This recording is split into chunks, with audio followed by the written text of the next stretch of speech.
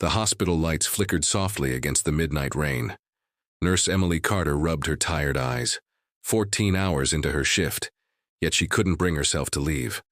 Across the ward, room 207 glowed faintly. Inside, a frail boy named Liam lay trembling beneath thin sheets. His mother sat nearby, clutching a hospital form with trembling hands. "They said they can't start treatment until I pay the deposit," she whispered. Emily hesitated. "How much?"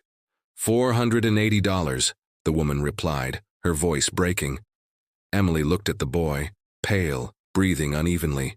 She knew the rule: no payment, no treatment. But she also knew what would happen if she did nothing. "Wait here," she said quietly. Moments later, she returned with a vial in hand. The mother's eyes widened. "You'll lose your job." "Then I'll lose it doing what's right," Emily said, injecting the medication carefully. Liam's breathing steadied, color returning to his cheeks. The mother broke into tears. "How can I ever thank you?" Emily smiled faintly. "Just promise me he'll get better." By morning, the boy was awake, smiling weakly. But Emily's relief was short-lived. She was summoned to the director's office. "Nurse Carter," Dr. Reynolds began coldly, "did you administer treatment to patient 207 without payment authorization?" Emily nodded. "Yes, sir. He needed it immediately." "You know that's a violation of policy. I also know that child might not be alive if I hadn't acted." The silence stretched thin. Finally, he said, "You're dismissed, effective immediately." Her world tilted. As she packed her locker, whispers echoed down the hall, some pitying, others judgmental. She handed over her badge and walked out, head held high but heartbroken. That evening, she sat alone in her small apartment. Bills scattered across the table, her future uncertain. Then a text arrived.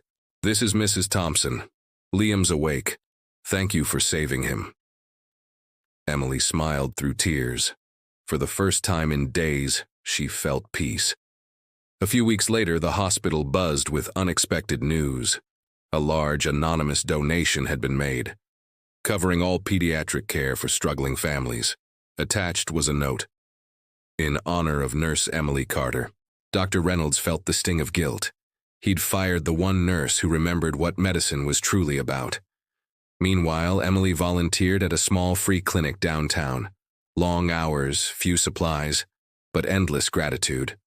One evening, as she locked up, a familiar voice spoke behind her. "Emily." She turned.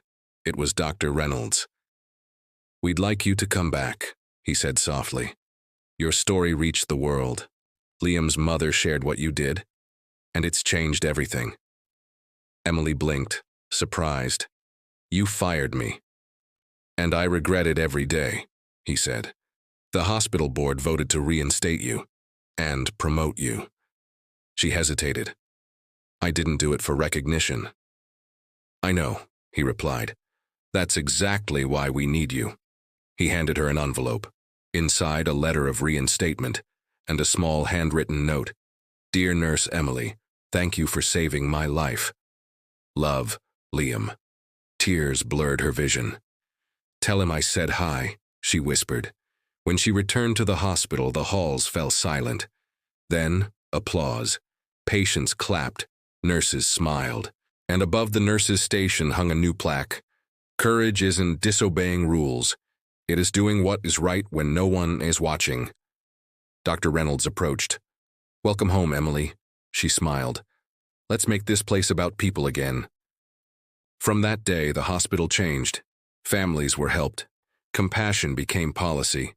And the story of one nurse who refused to look away spread far beyond those walls. Because sometimes, one act of courage can heal more than any medicine ever could.